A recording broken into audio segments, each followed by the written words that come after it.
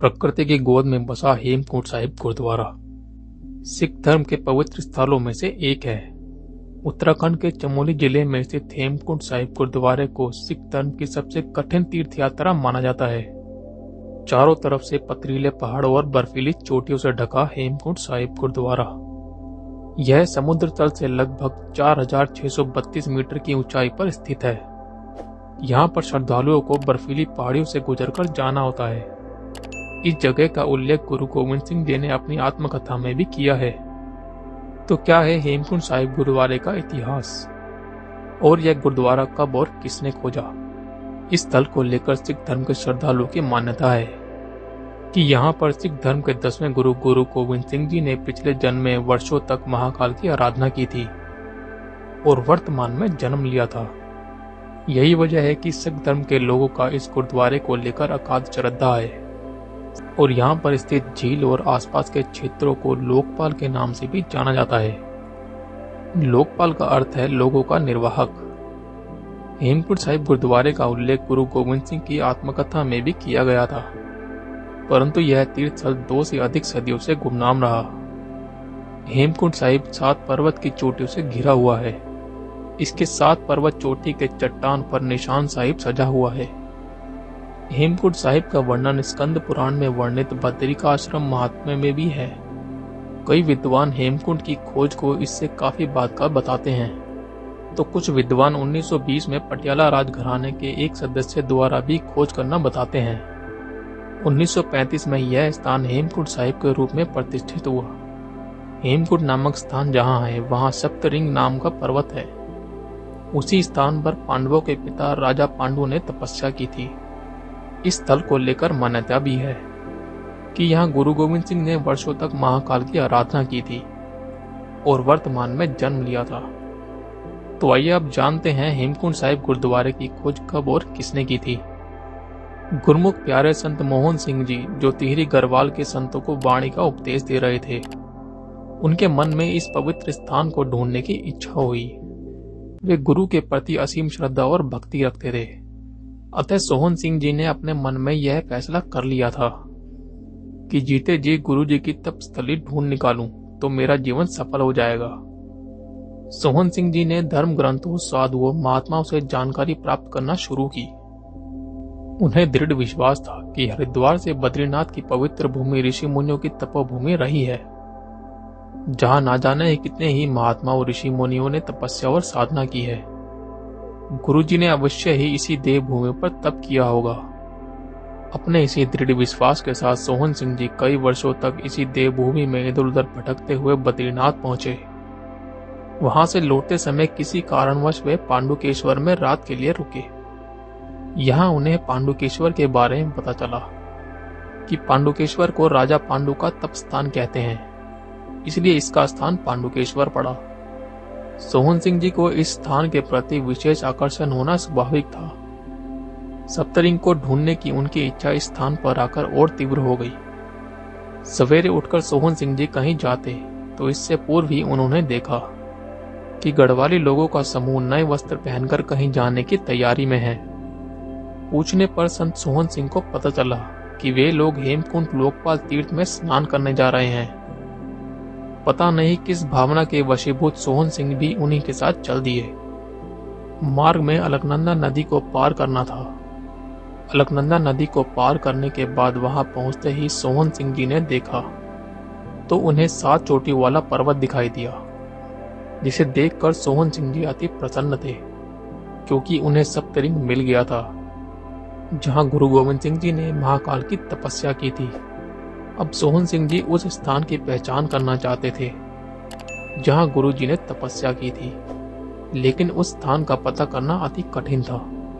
तो सोहन सिंह जी ने वहीं किसी स्थान पर गुरु जी की अरदास करना प्रारंभ की। वे कहते हैं, हे प्रभु, आपकी कृपा से आपके तप स्थान तक तो मैं आ गया हूँ। अब मुझे वह स्थान भी जगाओ जहां आप जोत जगाते थे। यह कहते ही और अरदास समाप्त करते ही जो ही संत सोहन सिंह जी ने माथा टेका तो कमर तक जटा, नाभि तक दाढ़ी रखे, शेर की खाल लपेटे एक अवधूत प्रकट हुआ और बोला, खालसा जी किसे ढूंढते हो? सोहन सिंह जी ने हाथ जोड़कर बोला, हे जोगेश्वर महाराज, मैं गुरु जी का स्थान ढूंढ रहा हूं, जहां उन्होंने वर्षों तक तपस्या की थी। जोगेश्वर बोले, अच्छा, दुष्ट दमन का? यह शिला है जहां दुष्ट दमन जी आकर बैठते थे। यह सुनकर सोहन सिंह जी की प्रसन्नता का ठिकाना न रहा और वे दौड़कर शिला से लिपट गए। सोहन सिंह जी की आंखों से खुशी के आंसुओं की धारा बह निकली। वह बार बार शिला पर माथा टेक रहे थे। अचानक उन्होंने सोचा कि जोगेश्वर से कुछ और पूछें, लेकिन वे क्या देखते हैं कि देवदूत वहां नहीं थे। जोगेश्वर की चरण धूल मस्तक पर लगाकर ईश्वर को धन्यवाद करते हुए सोहन सिंह जी वहां से वापस लौट गए। कुछ दिनों बाद संत सोहन सिंह जी अमृतसर पहुंचकर भाई वीर सिंह को सारा किस्सा सुनाया, जिसे सुनकर सरदार वीर सिंह जी बहुत खुश हुए और उन्होंने संत सोहन सिंह जी को शाबाशी दी और कहा कि एक समय आएगा जब गुरु का यह स्थान बहुत प्रसिद्ध होगा। तुमने बहुत बड़ा काम किया है। भाई वीर सिंह जी द्वारा सोहन सिंह जी को 2000 रुपए देकर हेमकुंड साहिब में कमरा बनवाने को कहा, तो बाबा सोहन सिंह जी ने सेना विरुद्ध सेना के हवलदार बाबा मोहन सिंह जी के साथ मिलकर सन 1936 में यहाँ कमरा तैयार करवाया। हेमकुंड साहिब में श्री गुरु ग्रंथ साहिब का पहला प्रकाश 1937 में किया गया। 1938 में बाबा सोहन सिंह जी के स्वर्ग सिधारने के बाद बाबा मोहन सिंह जी ने हेमकुंड साहिब के कार्यभार संभाला।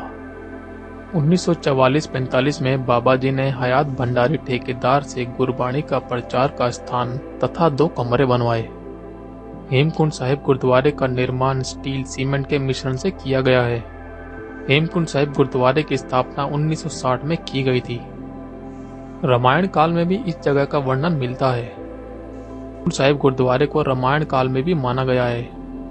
कहा जाता है कि लोकपाल वही जगह है जहां पर भगवान श्री राम के भाई लक्ष्मण जी ने बैठकर साधना की थी। यह जगह लक्ष्मण जी के मन भावन रूप में भी मानी जाती है। गुरुद्वारे से कुछ ही दूरी पर लक्ष्मण जी का मंदिर भी स्थित है। गुरुद्वारे के पास ही पवित्र तालाब है जिसे हेमकुंड सरोवर कहा जाता है। मान्यता है कि सरोवर के पवित्र जल में डुबकी लगाने से पाप धुल जाते हैं। सरोवर हिमालय की चोटियों से घिरा है। इसके 3 और 7 चोटियां हैं जिन्हें सप्तरिंग के नाम से जाना जाता है। वातावरण की स्थितियों के अनुसार ये चोटियां अपना रंग बदलती हैं। कभी वे सुनहरे रंग में दिखती हैं, कभी लाल रंग में, तो कभी बर्फ से सफेद रंग में। सरोवर का पानी बेहद ही ठंडा है। जून के मध्य तक सरोवर के साथ पानी बर्फ से ढक जाता है। सरोवर के जल को पवित्र या अमृत माना जाता है। हेमकुंड साहिब की यात्रा की शुरुआत गोविंद घाट से होती है, जो अलकनंदा नदी के किनारे समुद्र तल से 1828 मीटर की ऊंचाई पर स्थित है। गोविंद घाट तक तो अच्छी सड़कें हैं, यहाँ गाड़ियां आराम से आती हैं, लेकिन इसके ऊपर यानी गोविंद घाट से घांगरिया तक 13 किलोमीटर की चढ़ाई है, जो एकदम खड़ी चढ़ाई है। इसके आगे 6 किलोमीटर का सफर और भी ज्यादा मुश्किलों से भरा है। हेमकुंड साहिब के दर्शन हेतु पूरे संसार से भक्तगण यहाँ आते हैं। यहाँ का प्राकृतिक सौंदर्य बहुत ही मनभावन है। हेमकुंड साहिब से लौटते समय भक्तगण पोंटा साहिब और शेरगढ़ साहिब गुरुद्वारा के दर्शन करते हुए वापस लौट सकते हैं। हेमकुंड साहिब जाने के लिए विश्व विख्यात फूलों की घाटी का आनंद उठाते हुए भक्तगण हेमकुंड साहिब पहुंच सकते हैं। यह गुरुद्वारा सिख धर्म का मुख्य स्थान होने के नाते तो प्रसिद्ध है ही, परंतु अपनी अद्भुत वास्तुकला के लिए भी यह प्रसिद्ध है। हेमकुंड साहिब गुरुद्वारा कई मायनों में अन्य गुरुद्वारों से अलग है। इसके चारों ओर बर्फ से ढकी हुई हिमालय की पहाड़ें शोभायमान है। इस गुरुद्वारे की वास्तुकला अन्य गुरुद्वारों से अलग है। यह संसार का सबसे अद्भुत गुरुद्वारा है। इस जगह को स्थानीय निवासियों द्वारा असामान्य, पवित्र, विस्मय और श्रद्धा का स्थान माना जाता है। यहाँ पर श्रद्धालु अपनी मनोकामनाएं लेकर श्री हेमकुंड साहिब के चरणों में माथा टेकने के लिए जाते हैं। आपको ये जानकारी कैसी लगी हमें अवश्य बताएं। साथ ही इस आर्टिकल के बारे में आपकी क्या राय है ये भी हमें कमेंट बॉक्स में जरूर बताएं। अगर आपको यह वीडियो अच्छी लगी हो तो इसे शेयर करें और ऐसे ही और इंटरेस्टिंग वीडियो देखने के लिए चैनल को सब्सक्राइब करना ना भूलें।